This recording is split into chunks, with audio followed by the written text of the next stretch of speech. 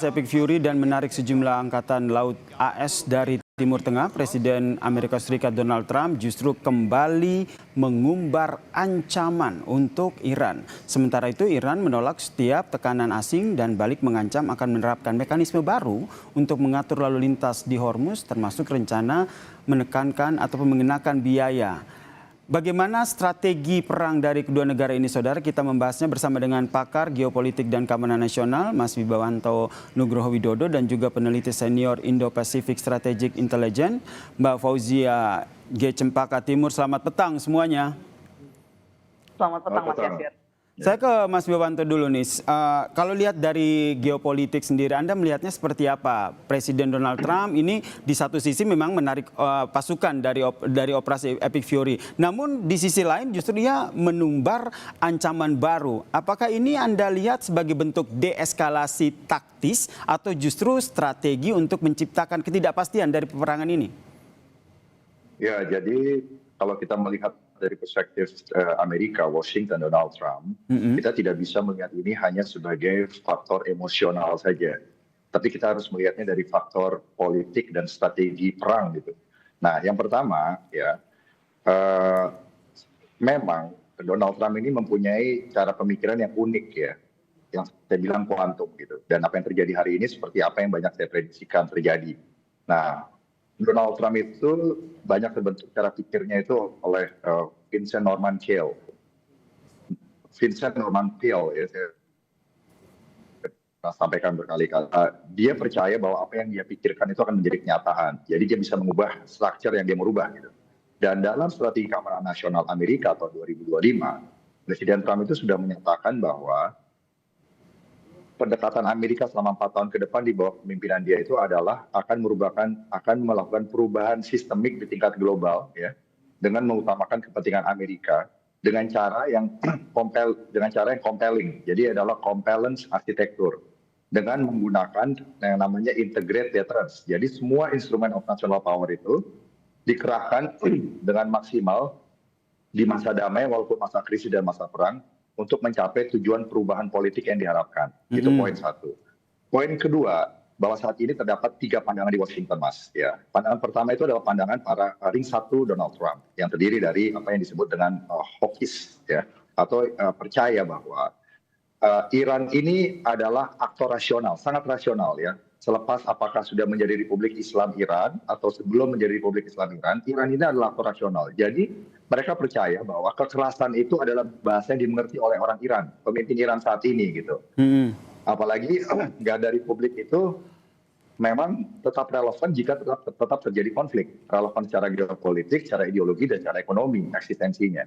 Jadi dengan bahasa kekerasan mereka akan mengerti. Itu keyakinan pertama ya. Dan ini ditunjang juga oleh analis Vali Nazar yang mengatakan bahwa memang orang Iran itu adalah rasional gitu ya. Nah, poin kedua, ada kelompok realis yang melihat bahwa jika ancaman ini disampaikan dengan cara ya, Trump, yaitu adalah menaikkan eskalasi untuk bernegosiasi kan itu bisa menimbulkan mispersepsi. Kalau mispersepsi terjadi, itu krisis di Hormuz memburuk. Itu ya. Satu. Yang kedua, akan ada serangan-serangan asimetris dari kemampuan militer Iran yang tersisa. Yang ketiga, ini juga tidak mengubah keadaan gitu. Proksi yang ada di Timur Tengah akan terus bermain. Nah, sementara dari kelompok ketiga atau disebut dengan political calculators, itu mengaitkan dengan kondisi di dalam politik domestik Amerika. Nah, sikap tegas seperti ini diwakilkan oleh Senator Graham tadi kan. Lindsey Graham mengatakan bahwa ini menunjukkan kepemimpinan yang kuat, tindakan yang decisive, dan menunjukkan Amerika itu first gitu. Nah, tapi ini semua bukan tanpa risiko. Nah, ini yang sekarang kita harus lihat konsekuensinya. Dan ini adalah pesan bagi semua pesaing Amerika, baik itu China, Moskow, ya, Rusia, Iran, ya tentunya, dan Korea Utara, bahwa Amerika masih mampu untuk melakukan proyeksi di multi teater. Nah, yang berikutnya ini memberikan pesan kepada Israel dan negara Teluk bahwa Amerika tetap hadir untuk menjamin keamanan mereka Timur Tengah dengan hard power. Dan kepada NATO ini menunjukkan bahwa Amerika tetap mempunyai resolve yang kuat untuk tidak mau kehilangan yang namanya kredibilitas deterrence di tingkat global gitu loh. Baik, Ya, ini makanya akhirnya pesan tadi ingin Sekda disampaikan oleh mengatakan, Anda membacanya jangan mau seperti itu ya. terbawa oleh permainan Iran gitu. Ya. Itu pesan yang Anda baca dari apa yang disampaikan oleh Trump. Kalau dari Mbak Cempaka sendiri melihat kalau seandainya Amerika Serikat melalui Donald Trump terus mengumbar ancaman terhadap Iran, dari Iran sendiri meresponnya seperti apa? Apakah bahasa sederhananya begitu, Amerika ini hanya omong kosong doang nih ngasih ancaman? Tentu ancaman yang disampaikan oleh Amerika Serikat melalui Donald Trump ini ditanggapi dengan serius oleh IRGC, terlebih oleh Iran sendiri, karena memang ada beberapa indikator Mas Yasir yang bisa kita lihat. Yang pertama adalah mana persiapan yang dilakukan oleh IRGC sejak tanggal 13 Mei lalu hingga hari ini itu mereka melakukan drill atau training besar-besaran yang melibatkan juga pihak sipil di sini begitu. Nah, ini dalam konteks ini ada beberapa pelatihan yang dilakukan oleh IRGC sendiri dari tanggal 13 hingga hari ini, Mas, bahkan. Yang pertama adalah tadi terkait dengan training terhadap inisiatif masyarakat sipil, di mana mereka tahu bahwa dalam konteks mosaic defense, pertahanan Iran sangat bergantung dari rakyat sipilnya juga. Jadi tidak hanya terkait dengan angkatan bersenjatanya saja maupun IRGC dalam konteks ini. Yang kedua, ada pelatihan yang sangat spesifik yang disebut dengan martyr commander atau komandan yang martir, yang menjadi martir begitu. Nah, dalam konteks ini drilling yang dilakukan IRGC adalah persiapan jika pucuk-pucuk kepemimpinan IRGC kembali menjadi sasaran seperti yang kita tahu dari tanggal 28 Februari. Yang pertama adalah yang menjadi sasaran adalah Ali Khamenei, yang terus berlanjut dengan berbagai pucuk pimpinan di parlemen maupun di IRGC yang menjadi korban dari Zionis Israel maupun dari Amerika Serikat. Nah, ini tentu menjadi pelatihan yang sangat penting yang disebut dengan drilling martyr commander yang dilakukan oleh Iran melalui IRGC hingga saat ini. Itu indikator yang pertama.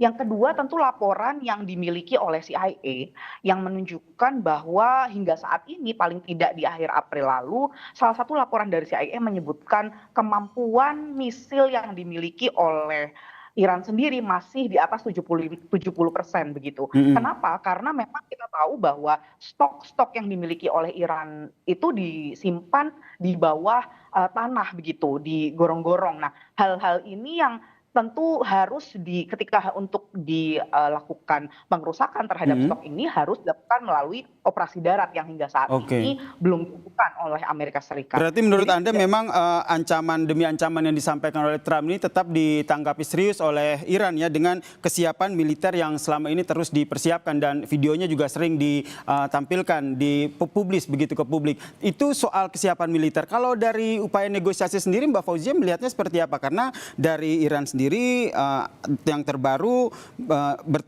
bertemu parlemen Iran bertemu dengan Pakistan, kemudian dari Iran sendiri juga menyatakan bahwa negosiasi ini bisa maju asal Amerika Serikat ini bersikap adil. Betul, Mas. Jadi kita tahu bahwa Iran sendiri siap keduanya di atas meja, pilihan militer maupun pilihan negosiasi. Kita tahu bahwa sebelum Trump kemarin bertemu dengan Xi Jinping, Arakci sudah terlebih dahulu bertemu dengan China begitu. Nah, ini yang dihasilkan, salah satu keberhasilan Arakci adalah tidak disebutkannya Iran, konteks Iran dalam statement final yang diberikan oleh Xi Jinping pasca kembalinya Trump dari Tiongkok begitu. Nah, ini di satu sisi merupakan keberhasilan dari Arakci karena tidak ada statement khusus yang menyatakan bahwa China akan menyetujui memotong dukungan terlebih yang sifatnya pembelian minyak dari Iran. Nah, memang ada dari sisi negosiasi sendiri tentu kita dengar bahwa ada respon yang diberikan oleh Iran melalui Pakistan saat ini. Di antaranya misalnya menanggapi respon dari Amerika Serikat yang sebelumnya, yang diantaranya tidak ingin memberikan kompensasi untuk perang dan juga masih menginginkan untuk Iran melakukan pelucutan terhadap fasilitas nuklirnya. Nah, ini hal-hal yang saat ini sudah info dari Pakistan yang terbaru adalah sudah ada respon dari Iran yang tentunya sifatnya lebih terkait dengan teknis. Salah satu media melaporkan bahwa sudah ada angka misalnya terkait dengan aset-aset yang dibekukan sebelumnya, permintaan dari Iran untuk dilepaskan begitu, untuk dicairkan kembali, ini angka 25% ditawarkan oleh Amerika Serikat meskipun, nah ini respon dari Iran sendiri sudah diberikan, Mas. Jadi setidaknya Mas Yasir saya melihat 3 hal terkait dengan kompensasi dan nuklir, ini 2 hal yang saat ini sudah diberikan responnya secara negosiasi oleh Iran, Mas Yasir. Oke, ini menjadi poin penting dalam negosiasi ya, yang masih terus diupayakan oleh Iran sendiri. Di sisi lain kalau kita lihat Mas Wibawa, ini kan Iran nampaknya merespons keras dengan apa yang disampaikan, ancaman yang disampaikan oleh Amerika Serikat. Pertanyaannya sejauh mana Mas Wibawa melihat Amerika Serikat ini siap menghadapi perang di Timur Tengah jika ketegangan di Selat Hormuz ini benar-benar terjadi begitu. Tapi jangan dijawab dulu, kita lanjutkan perbincangan kita usai jeda. Tetaplah bersama kami di Kompas Petang.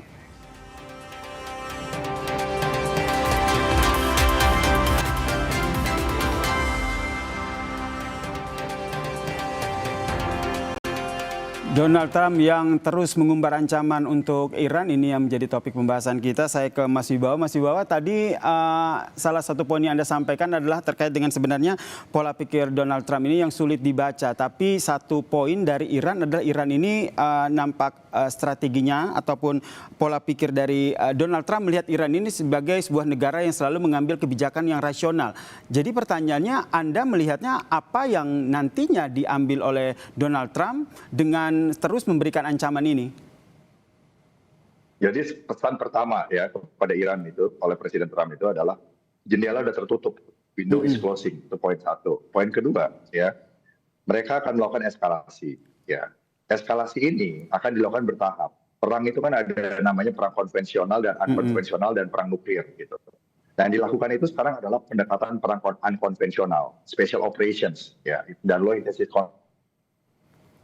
konflik yang akan dimainkan oleh Presiden Trump untuk mengubah keadaan.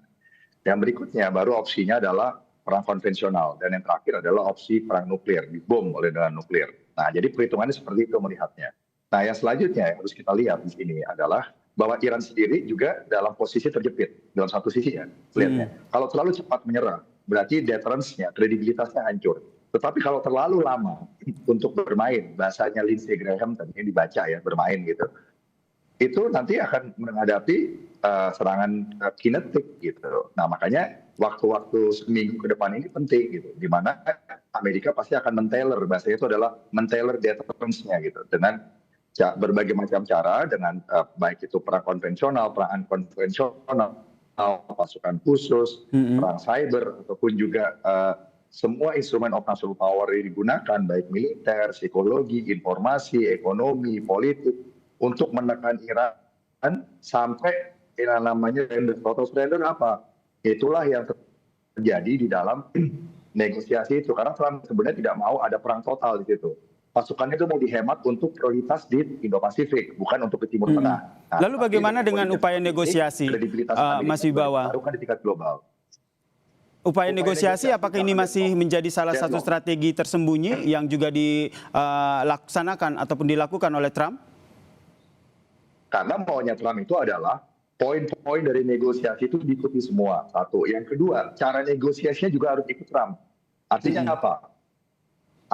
Iran itu minta mundurnya satu-satu, reciprocal. Mundur satu langkah, satu langkah, satu langkah, satu langkah. Sementara Trump tidak. Trump maunya adalah Iran mundur satu langkah, baru kamu minta apa, saya kasih. Gitu. Nah, di situ perbedaannya sangat fundamental. Sementara itu sudah pernah dikritik oleh Farid Zakaria, harusnya dengan pendekatan off-ramp diplomasi, di mana tidak ada yang merasa malu satu sama lain. Tetapi ini belum diambil oleh Washington DC, khususnya Presiden Trump. Ya, yang percaya juga secara profetik bahwa perang dengan Iran itu adalah sesuatu yang tidak bisa dihindari lagi gitu. Ya, itu bisa ditanya kepada Paula White dan juga penasihat Donald Trump lainnya yang memang percaya bahwa ini sudah sesuatu yang destined, perang yang sudah ditakdirkan. Nah, itu kita harus analisa itu juga gitu loh. Baik. Nah, sementara ada bahwa kemungkinan kalau seandainya seperti yang tadi Mas Wibawa sampaikan, bahwa kalau Teheran salah baca, Amerika salah baca. Kalau Amerika salah baca, respon Iran salah baca ancaman Amerika, ini yang gawat. Itu aja poinnya. Oke, kalau dari Mbak Fauzia sendiri melihatnya bagaimana ini? Tadi kata Mas Wibawa ini nampaknya perbedaan negosiasi ini fundamental begitu. Jadi pertanyaannya, apakah masih ada kepentingan dari kedua belah pihak yang sebenarnya bisa menyatukan untuk negosiasi atau memang benar-benar nggak ada?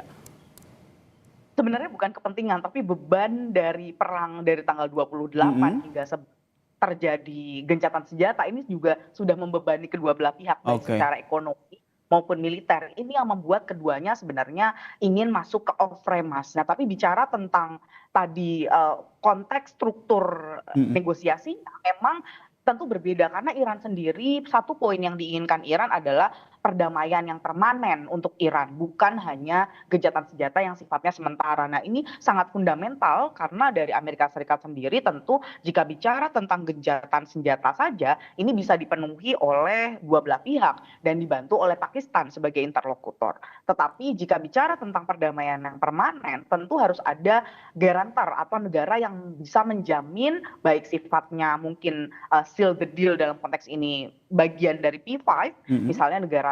Makanya kita lihat bagaimana Trump juga datang ke Tiongkok dan juga dalam konteks ini menelpon Putin dalam konteks ini. Di sisi lain juga ada negara-negara P5 atau negara-negara anggota tetap Dewan Keamanan PBB yang seharusnya bisa dilibatkan jika memang ingin membentuk sebuah struktur yang permanen sifatnya perdamaiannya, tidak hanya untuk gencatan senjata saja, Mas Yasir. Nah, ini tentu juga dalam konteks ini di sisi lain Iran belum mengaktifasi secara penuh jika memang Amerika Serikat misalnya menyatakan kemarin siap dengan operasi baru, bukan Epic Fury tapi Sledgehammer Operation misalnya, yaitu operasi yang berbeda begitu untuk tapi dalam konteks ini untuk Iran juga. Jadi memang ini hal-hal yang menurut saya cukup fundamental, berbeda tujuan negosiasi yang diinginkan oleh Iran dengan Amerika Serikat. Baik, terakhir saya ke Mas Wibawa. Jadi kalau melihat karakter pola pikir Donald Trump yang tidak bisa ditebak, itu berarti meskipun operasi Epic Fury ini sudah dicabut, masih ada kemungkinan Trump akan menyiapkan operasi baru untuk perang dengan Iran ini? Singkat saja. Ya, itu sudah saya prediksi sejak lama bahwa akan kembali melakukan special operation and low intensity conflicts atau perang dengan metode-metode yang berbeda, tetapi tujuannya sama. Bahwa orientasi geopolitik Iran harus dirubah total sebelum Presiden Trump selesai menjadi presiden tahun 2028. Itu poinnya. Jadi tidak akan berhenti sampai itu tercapai.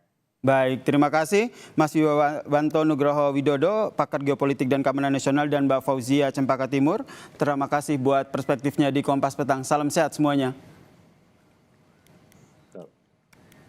Dan saudara, usai jeda Kompas Petang masih akan kembali dengan sejumlah informasi penting dan menarik lainnya, diantaranya terkait dengan informasi haji yang akan kami hadirkan terkait dengan laser hijau di Zamzam Tower sudah dinyalakan. Ini menandakan masuknya bulan haji.